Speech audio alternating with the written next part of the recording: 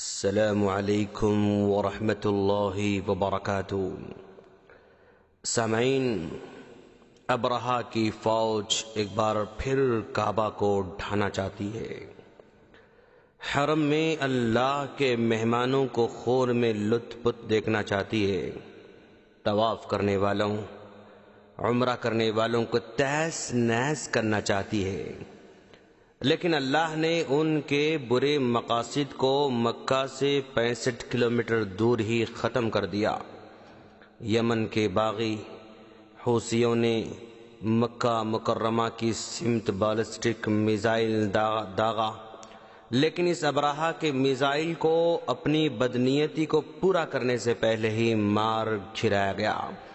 یہ کون لوگ ہیں جو دنیا کی سب سے مقدس شہر پر حملہ کرنا چاہتے ہیں اور مقدس مقام کو نشانہ بنانا چاہتے ہیں؟ ان کا کیا عقیدہ ہے؟ وہ کیا چاہتے ہیں اور ان کو کس کی پشت پناہی ہے؟ جنہوں نے حملہ کیا ان کو حوثی کہا جاتا ہے۔ حوثی ایک ایسا فرقہ جس کی پیدائش یمن میں ہوئی، شیعہ فرقہ زیدیہ کی شاخ ہے، دینی اور سیاسی طور پر حزب اللہ کی پیروی کرتا ہے، شیعہ اثنا عشریہ کی عقائد اور افکار کا حامل ہے۔ وہ اپنے آپ کو حسین بدر الدین الحوثی کی طرف منسوب کرتا ہے۔ اس تنظیم کا روحانی لیڈر بدر الدین الحوثی سمجھا جاتا ہے۔ اس تنظیم کا کارکردہ لیڈر حسین بدر الدین تھا، جو اپنے باپ کا بڑا بیٹا تھا۔ اس نے ابتدائی تعلیم یمن میں حاصل کی، اسلامی علوم میں ایم اے کیا، پی ایچ ڈی ڈگری شروع کی، لیکن درمیان میں ہی تعلیم کو چھوڑ دیا اور اپنے ایم اے کی ڈگری کو سرٹیفکیٹ کو پھاڑ دیا اور 1990 میں ایک تنظیم کی بنیاد ڈالی جس کا نام حزب الحق تھا۔ ایران میں کچھ مہینے قیام کیا، پھر لبنان کی حزب اللہ کے پاس تربیت حاصل کی، اس کے بعد نفرت انگیز تقاریر کا آغاز کیا اور 2004 میں حسین کی ہلاکت کے بعد اس کا بھائی عبد الملک الحوثی قیادت کو سنبھالا۔ اس حوثی تنظیم کے عقائد شیعہ اماموں کی طرف دعوت دینا ہے، سنیوں کو اپنے حکمرانوں کے خلاف بھڑکانا، اہل سنت والجماعت کے خلاف جنگ کرنا ان کا اولین مقصد ہے، کیونکہ یہ لوگ حضرت علی رضی اللہ تعالیٰ عنہ سے پہلے ابو بکر صدیق رضی اللہ تعالیٰ عنہ، عمر فاروق رضی اللہ تعالیٰ عنہ کو خلیفہ تسلیم کرتے ہیں۔ خمینی انقلاب کی تعریف کرنا، لبنان کی شیعہ تنظیم حزب اللہ کو مثالی سمجھنا اور صحابہ میں سے کچھ کے علاوہ تمام کو کافر قرار دینا ان کا اصل مقصد ہے۔ بدر الدین الحوثی ڈنکے کی چوٹ پر کہتا ہے، انا عن نفسی اؤمن بتکفیرہم، میں صحابہ کرام کو کافر سمجھتا ہوں۔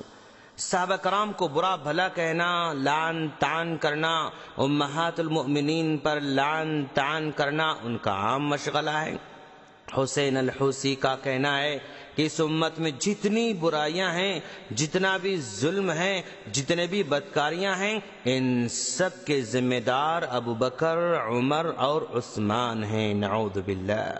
صحابہ نے سب سے پہلے ابو بکر صدیق رضی اللہ تعالیٰ عنہ کی خلافت کے بیعت کی۔ اس بیعت کو دنیا کی سب سے بری بیعت قرار دیتے ہیں۔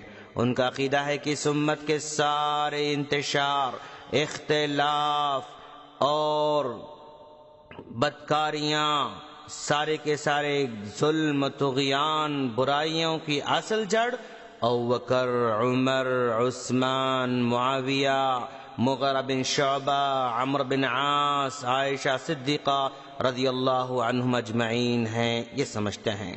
حضرت علی کو ہی خلافت کا اولین مستحق سمجھتے ہیں۔ وہ سمجھتے ہیں کہ جب تک لوگ ابو بکر و عمر کی خلافت تسلیم کرتے رہیں گے، ان سے کسی قسم کی بات چیت کا دروازہ کھولا نہیں جا سکتا، بلکہ ان سے لڑائی جاری رہے گی۔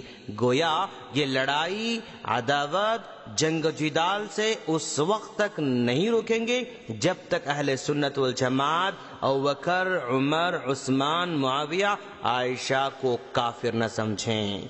ظاہر بات ہے اہل سنت والجماعت کافر نہ سمجھیں گے اور نہ جنگ رکنے والی ہے۔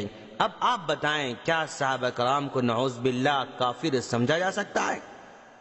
جبکہ ہمارا عقیدہ ہے صحابہ کرام میں سب سے افضل حضرت ابوبکر صدیق رضی اللہ تعالیٰ عنہ ہیں، پھر حضرت عمر فاروق رضی اللہ تعالیٰ عنہ ہیں، پھر حضرت عثمان غنی رضی اللہ تعالیٰ عنہ ہیں، پھر اس کے بعد حضرت علی رضی اللہ تعالیٰ عنہ ہیں، پھر عشرہ مبشرہ میں سے باقی 6 صحابہ کرام دوسرے تمام صحابہ سے افضل ہیں۔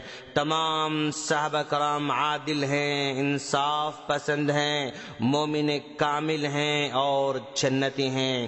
قیامت تک کوئی بڑے سے بڑا ولی کسی ادنا صحابی کے مرتبے کو بھی نہیں پہنچ سکتا۔ جس طرح کوئی ولی یا صحابی کسی نبی کے مرتبے کو نہیں پہنچ سکتا، ویسے عام آدمی صحابہ کرام کے مرتبے کو نہیں پہنچ سکتا ہے۔ تمام صحابہ کرام برحق ہیں، معیار حق ہیں، تنقید سے بالا تر ہیں۔ کسی آدمی کو، کسی شخص کو صحابہ کی خطا اجتہادی پر تنقید کرنے کا کوئی حق نہیں ہے۔ کسی بھی صحابی سے اللہ تبارک و تعالی آخرت میں کوئی مواخذہ نہیں فرمائیں گے۔ جو شخص صحابیت ابوبکر صدیق رضی اللہ تعالیٰ عنہ کا منکر ہوگا، یا الوہیت علی رضی اللہ تعالیٰ عنہ کا قائل ہوگا، یا ام المؤمنین حضرت عائشہ صدیقہ رضی اللہ تعالیٰ عنہ پر تہمت باندھے گا، یا تحریف قرآن کا قائل ہوگا، وہ دائرہ اسلام سے خارج ہے۔ یمن کے ان باغی حوثیوں کو ایران کی پشت بنائیے دوستو، وہی ان کو ہر طرح کی طاقت فراہم کرتا ہے۔ ایران کے بل بوتے پر ہی آج اس نے مکہ مکرمہ پر حملہ کرنے کی کوشش کی ہے۔ وقت آ چکا ہے کہ ایران کی تائید کرنے والے، اس کی تعریف کرنے والے، اس کی ہاں میں ہاں ملانے والے ہوش میں آئیں۔ وہ اہل سنت والجماعت کو تباہ کرنے پر تلا ہوا ہے، اور ایرانی ہمدرد نام نہاد سنی غفلت میں اس کی تعریف میں مگن نظر آتے ہیں۔ جو لوگ صحابہ کرام کو کافر سمجھتے ہیں، کیا ان سے کسی خیر کی امید کی جا سکتی ہے؟ نہیں، بالکل نہیں۔ صرف انہوں نے ایک میزائل کو داغ کر دیکھنا چاہا ہے کہ عالم اسلام کا کیا رد عمل ہو سکتا ہے۔ اگر ایسے نازک موقع پر گونگے شیطان بن کر بیٹھیں گے تو آئندہ دنوں میں کچھ بھی ہمت پیدا ہو سکتی ہے۔ عالم اسلام کو متحد ہونا ہوگا، قبلے کی حفاظت میں متحد ہونا ہوگا، یہودی سازش کو ناکام بنانا ہوگا۔ اللہ سے دعا ہے کہ وہ مسلمانوں کی حفاظت فرمائے، قبلے کی حفاظت جیسے ابرہہ اول سے کیا تھا ویسے ہی اس نئے ابرہہ کے شر سے محفوظ رکھے۔ آمین۔ السلام علیکم ورحمۃ اللہ وبرکاتہ۔